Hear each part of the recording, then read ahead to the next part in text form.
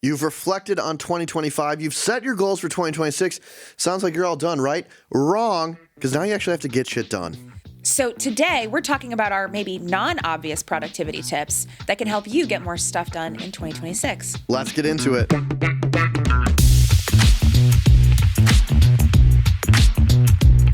So we'll get to our productivity tips in a second, but first, Kyle, I've been doing some personal goal planning this week. Really? What's on the docket for this year? Well, for one, I have a ton of travel booked over the next few months. I'll be all over the place for weddings, birthdays, family vacations. I'm looking forward to the trips, obviously, but something I'm not looking forward to, working out of a tiny hotel room. Yeah, or worse, a cramped, unfamiliar co-working space with weak coffee and bad Wi-Fi. That's why I am so excited about Eustress. It's the Rolls-Royce of co-working spaces, so I can work in beautifully designed spaces with perks like coffee and espresso that are actually good, daily breakfast, and on-site managers that make sure you can work without any hassle. And with over 250 plus locations, you can always find a workspace that works for you. Exactly. I'm already scoping out locations to get day passes. Try out Eustress for yourself with a day pass or a meeting room booking. Now 50% off for Per My Last Email listeners. Visit industriousoffice.com/PMLE to get your discount or free tour. That's industriousoffice.com/PMLE for 50% off your first day pass or meeting room booking. Kaila Lopez. Kyle Haggy. Let's talk about some tactics for 2026. And I'm very excited about this episode because obviously you've been listening to every single Per My Last Email episode. And so you, the listener, you've done your reflecting for 2025 because we gave you a great framework. You're welcome. You've set your goals for 2026 because you guessed it. We gave you a great framework. You're welcome.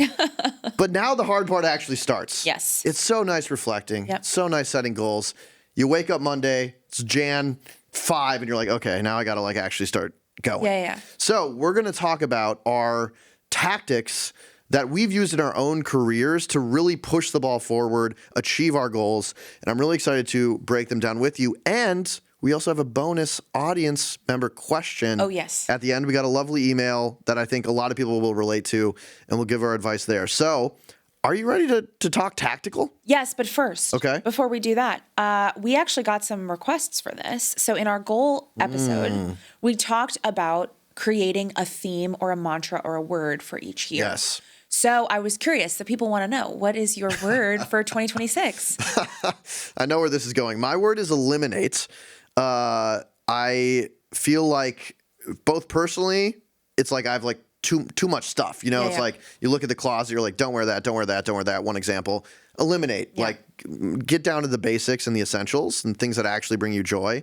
And then professionally, I think it's very easy to expand your scope so much where you're taking on all these projects, but do they actually move the needle towards a company goal? Yep. And so this year I'm really focused on eliminating the stuff that doesn't actually matter so I can spend more time on the things that do matter to me professionally and personally.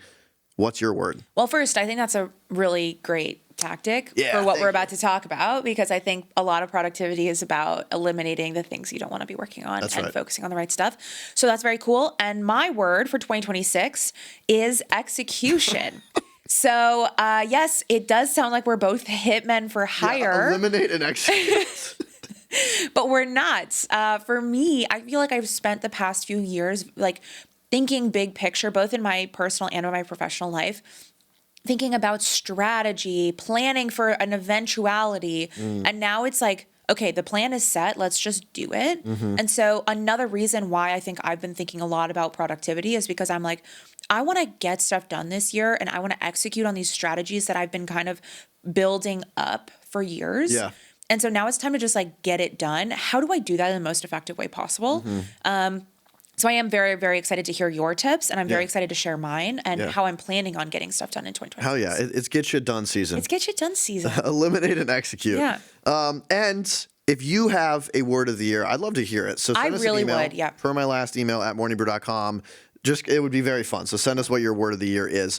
All right, let's get into our top tactics. We each have 3. I'm going to start. I call this one Sunday setup. The Sunday setup. Yeah. We already have our first eye roll from Kaila. I know, because I'm impressive. against this, but go ahead. Okay. So the whole goal of this is to eliminate Sunday scaries. So Sunday setup, what you're going to do, you're going to set aside 1 hour on Sunday, and you're going to go through your calendar for the week. you're going to think about what do I need to focus on? Again, in terms of elimination, like the main focus areas, 3, 4, but not 100, that you want to move forward, get done this week. You're going to type that up. You're going to send your boss that email saying, hey, here's my focus areas for the week. Then whenever your one-on-one is, but I would encourage you to move your one-on-one to Monday with this setup. It works quite well. Check in with your boss that like they're aligned, that these focus areas are right for you. And then you can attack them that week. There's a few other things that I do on Sunday that I think provide scaffolding to let me have a really good week. So let me explain what those are. Sure. I've already talked about going through the calendar. You want to send your boss an email with those focus areas. I then have a doc that's a little like more like scoped out. That's like a weekly checklist.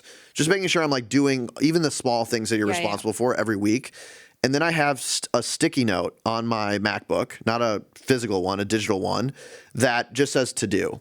And it's like all the like little things that I just don't want to miss, I put down on paper. And like if I do that every week, like I just feel so in control.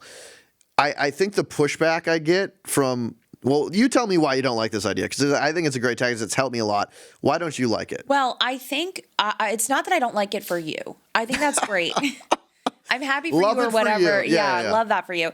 What I think I don't like is like, why does this have to happen on Sunday? Like, why does this? All right, go for it. That's my. That's typically. I'm not saying like you have to work more, but I think this piece is very critical to setting yourself up for success. And if you don't do it Sunday and you wake up on Monday, you're going to do it Monday morning. Yeah. What I have found personally, because I've done that before too, going to bed on Sunday or experiencing a Sunday where you're like the stuff of the work week is still in your head, but you haven't written it down. Sure. I actually don't enjoy Sunday then. Like I'm a little stressed out, or I go to bed and I'm like, I still don't know what I'm doing. Like I have to wake up and figure this all out on Monday. Yep. It affects the quality of Sunday. If you get this done Sunday, you're like, okay, I'm already set up for the week. Now I got to enjoy this day, go to bed much more peacefully, wake up, birds are chirping, the coffee is hot. Life is good. Sure. But I hate waking up and not knowing like, oh, I have like stuff to do before I can even do stuff. Could you push this to end of day Friday? Yeah, that's what I was going to say. For sure. I've just found that the Sunday is a nice time for me. So I hear you, just don't do this Monday morning. I find that it like, then you get Sunday scaries. Sure. So here's, you anticipated exactly what I was going to say, which is this is the last hour on Friday. Okay. Which is like when you're reflecting, things are winding down, maybe it's even like 3 to 4 on Friday. It's like you have a few more tasks, but you just want to like reflect on how your week went and what you need to do next week. That's something that I would suggest if you're the kind of person who would have Sunday scaries if you do it on Monday. Yeah. Can I say two things? Or you keep going? No, go ahead. If you do it on Friday, though, you can have a nice alliteration like Sunday setup. Have you thought about that? Friday forward. All right, damn. Count it. All right. That's good. Done. So Sunday setup or Friday forward. Yeah. And I do this on Monday morning. For me, I don't. Explains a lot. I don't get the Sunday scaries around, oh my God, I have so much to do. Okay. I'm not anxious about what needs to get done. Yeah. It's more like any Sunday scaries I have is like, oh gosh, like I'm really enjoying my weekend. And like, I don't necessarily I'm dreading, again, I don't really dread going to work, but I'm like dreading Monday because I know that I'm not gonna be able to do all the fun things that I'm doing right now. Yeah. And so in order for me to actually, again, this is a little outside of the scope of this conversation, but for me to actually avoid the Sunday scaries, I'm like, Sunday is sacred. Like I'm doing errands, I'm getting stuff done. I might be preparing for the I feel week. you. Yeah. Maybe I'm going grocery shopping and making myself like a really complicated dinner. Yeah, that's going to give us a whole recipe on the podcast. Anyways. So whatever. But I'm doing something that helps set me up for the week, but isn't like thinking about the work that I have to do because that's what gets me to spiral. And I'm like, you know what? I should probably be doing like 2 or 3 hours of work anyways because I have so much to do. It's like a know thyself situation. Yeah. So we'll change my tactic because I'm listening, I'm taking feedback to Sunday setup or Friday forward. Yeah. I love it. Yeah. Tactic I think one. those are great. Okay, so Go to yours. mine is something that I used to be quite an evangelist about, and I paused on it for about 6 years, and now I'm back. It's something called a bullet journal. Ooh. Have I told you about a bullet journal? You've told me about it, but I still couldn't really tell you what it is. Sure. So, a bullet journal is basically like a custom made, the way I do it at least. I'm sure you can buy some that are already pre-made. Custom made opportunities for you to get a to-do list that's like super, super honed in. Okay.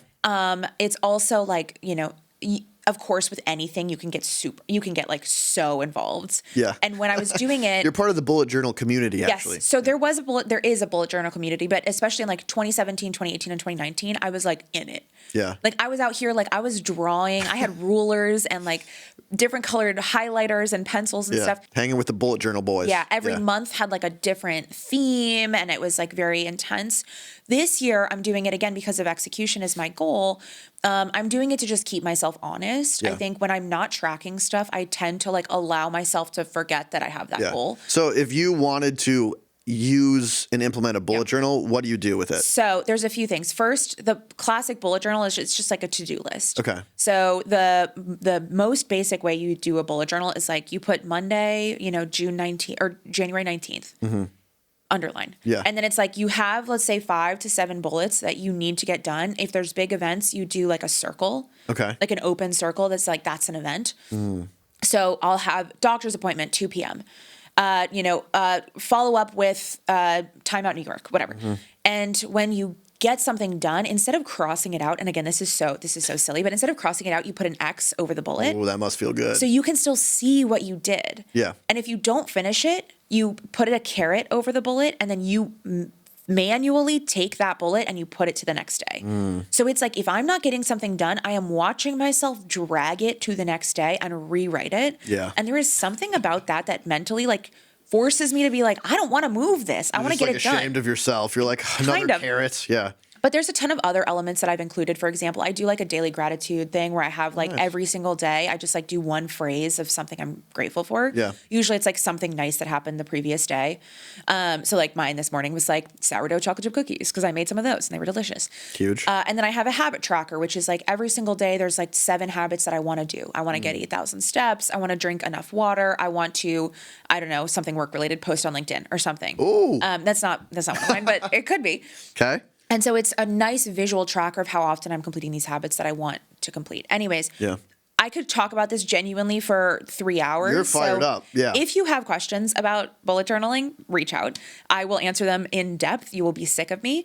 But just to the things that I focus on the most with the bullet journal when it comes to work is the habit tracker, the calendar, and the daily to-dos. And I think that is something super tactical that I do every single day that allows me to make sure that I'm tracking towards my goals. Yeah, I love that. It's just like also just knowing what you need to do that day. It is this forcing function of what's the most important. And then I love the I didn't get it and I have to literally write it next day. Just shame on me. So having some sort of strategy to really focus on the things that matter. And if that's a bullet journal, that's great. My daily gratitude is I'm grateful for that tactic. Wow, Kaila. great. Okay. Yeah. Thanks. Nice. All right. I'm ready for my number 2. Sure. My second best tactic for you all is called commit to shit. Okay, now, what does that mean exactly? You might think this is if you commit to something, do it, and that's also good. But my version of commit to shit is commit to having a terrible first draft. Oh, okay. Shitty. Yeah. Shitty first draft. Yeah, I like that. What I have struggled with, and I think a lot of people struggle with, is you have this project or this task, or you have to create a document, and you let perfect be the enemy of good. The hardest part of most things is just getting started. Yep. So commit to shit. It's going to be shit. Set that as the baseline. My first draft is going to be terrible. And I feel like this has 2 profoundly impactful effects. The first is you will find that your first draft is actually way better than you thought it would be. You're smart, you're talented. Your draft is not going to be shit, but it doesn't need to be perfect. Just get it out on paper. I find that so therapeutic. You're actually oh, this is a lot easier than I thought. There's always that thing on your to-do list that just haunts you for weeks and weeks and weeks. Yes. And you build it up to be this big thing. And then you take out the trash and you're like, that was easy. Yeah. It's why didn't I do that before? You just have to get in the habit of starting and you will be oh, wow, I'm actually in a much better spot. The second thing that this really helps accomplish is there is this thing called the Zeigarnik effect. Oh. Which is... Everyone knows. Come on. Obviously. Our audience is smart, Kaila. They know the Zeigarnik effect. Is basically that your brain does not like non-completed tasks. and they stick in and you want to complete them. So when you haven't started something, you're not like really like it's not like driving you to do it. Yeah. When you've started something and it's not done, your brain is like, hey, we got like finish this up, right? Interesting. And so when you start, you get the momentum to keep going and actually finish. And it plays around with like the right amount of stress and like the optimal stress stuff. So that is my second tactic. Commit to shit. Be okay with a terrible first draft.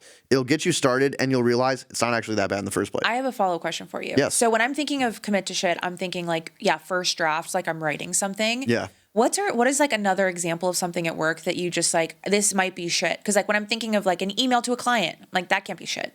But maybe it's like, what else are you thinking of? So maybe it's not a document, but it's like you have to send a calendar invite for a training that's coming up in a couple of months to your entire company. And you're like, okay, at first I got to like figure out like who's on the invite because I have to filter. Sure. And then I have to think of like the description for the event.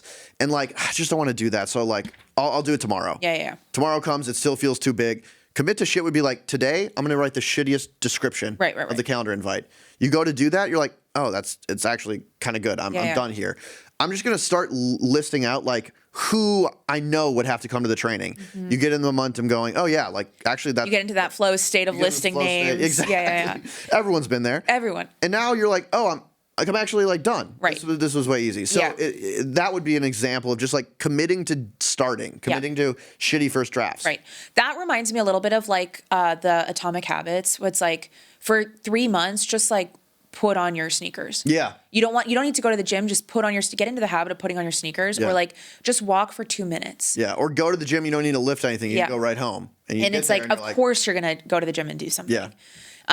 So I think that's like it's the starting, and I didn't know it was called the Zeigarnik effect. Yeah. And James Clear clearly stole this from me for of Atomic Habits. So I'm still waiting royalties for that. And we'll be right back after this. Okay, back to the show. Okay, so you've already mentioned my tip number 2. Okay. You spoiled it for everyone. So rude of you. Mine is to lean into the Eustress curve. Yes. So my idea here is, we've talked about this in the past, the Eustress curve is basically this bell curve that talks about the optimal stress levels for optimal output. So you're not stressed enough, you're kind of bored, you maybe become a little lazy, you don't do anything. You're too stressed, you're overwhelmed, you don't do anything. Yep. There's an optimal stress level. And it depends on each person. I can't tell you, oh, you need to be this busy, and that's the perfect level of stress. So for me, what's the right amount of stressed out to be? When I'm making that, I'm like, if I'm too like chill, I will not do anything. Yeah, you'll just be baking sourdough chocolate chip cookies all I'll just day. be hanging out. Yeah. And it's like, oh, I have to do 3 things today, and then I don't do any of them. I'm not eating that frog or whatever it's called. Like, I'm not doing the hard stuff first. I'm like, I got plenty of time. You're like, frogs, don't need them. Yeah. So the optimal for me, just saying for me, is I need to have so many things to do that I can't finish 1 or 2 tasks on that little bullet journal. Ooh. And I pull it over because then I'm like, oh gosh, there's no time. I have to keep doing. And then I'm busy the whole day. So for me, sometimes what that means is if I kind of don't have much going on, I'll take 1 task and I'll turn it into 4 bullet points because I'm like, I need to feel like I have a lot to do. And that, of course, can get crazy and that can get too busy and too stressful. But I like to like monitor how many tasks I'm giving myself each day in order to trick my brain into being like, yikes, we got a lot to do. And that way I get everything done. I love this tactic. And I think the thing you said that's most important to understand is I'll take 1 task and break it down into 4 to fit the Eustress curve. That is the whole point of the Eustress curve is you either scale up or scale down your projects. Yep. So like if you're finding that you're not starting a project because you're overwhelmed by it, okay, what's the smaller version of that project that will slide you into the Eustress curve? Yep. Or to your point, if you're not stressed enough, like how do you make this bigger, get yourself into the middle of the bell curve? I just think that's a really great tactic and a really, really great point. Lovely. What's your number 3? My number 3 is called time block the bullshit. Okay, we're talking shit a lot in your tips. Yeah. I have this got vulgar. I apologize. I will say I've had some nice alliterations. And sure. Yes. Sunday setup, whatever. Yeah, blah, I blah, went the extra mile here. Sure. Time block the BS is there is more rings, pings, dings, and distractions than ever before. Okay, I see what you're saying. So you are sitting, you're trying to get work done. Your Slack is open. You get 15 Slacks. Now you're off responding to all of them. Oh, I probably should check my email. Oh, you have 3 emails that are pointless, but I should clear my inbox. there's just all of these things that you find yourself routinely doing that, to our point about eliminate and execute, are not important. Yep. They're not driving the business forward. They're just like things you have to muddle through, but like you don't want to spend time thinking about them. We all know all the studies about your attention span, and like every time you shift your attention, it takes 23 minutes to like fully get back your full attention span to the task at hand. And if you're doing things right, it does require a lot of deep, focused, concentrated work to move big projects forward. So these things are your enemies. These are little like missiles and like gnats that are flying around your head that you're like, stop, I'm trying to work. Here's how you get rid of them. You put either 1 or 2 time blocks on your calendar. You could call it like BS. BS time. And you do one in the morning, one in the afternoon. That's when you will go through and respond to all of your emails chunked. So instead of doing one-off emails every 10 minutes, you do 10 emails for 20 minutes and just knock them all out. And you do that in the morning, then okay, my inbox is going to fill up. That's fine. I've scheduled time to deal with it.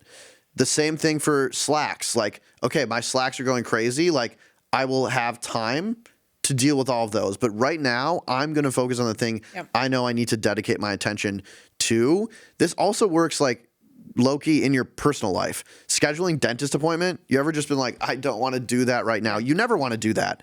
So having a block that's like, I'm just going to whip out all of my admin tasks. Dentist, pay Con Edison, see the Con Edison bill, be like, not sure how it's that high, but I guess I got to pay it anyway. Pay your Wi-Fi, do all that good stuff. Time block the BS is my tactic. I have a secret personal tactic onto your tactic, okay, which is when you are at the dentist, book your next appointment there. When you're checking out, say, I have another appointment in 6 months. Let's get it on the calendar. I love it. That way you never have to make an appointment for the dentist. Yeah. And this goes for all of the things. And I think just time blocking in general, I would apply this to all of the things you need to do. I've said it before on the podcast, but don't tell me your priorities, show me your calendar is a really great check. Like I said, I want to accomplish all these things. When am I going to do it? And know, like, if you're not time blocking it, and you're letting these distractions run rampant, you're never going to get to it. Yeah, it's all about putting out fires. We've talked about this a million times. Yeah. If you're focused on putting out fires, you're never going to be able to like build the house back up or whatever. Ooh, nice analogy. Come on now. That just came right out. Okay, are we good for my last tip? Yes. All right, so this is kind of similar, but I think when we talk about work-life balance and we talk about boundaries, we're talking too much about the physical time.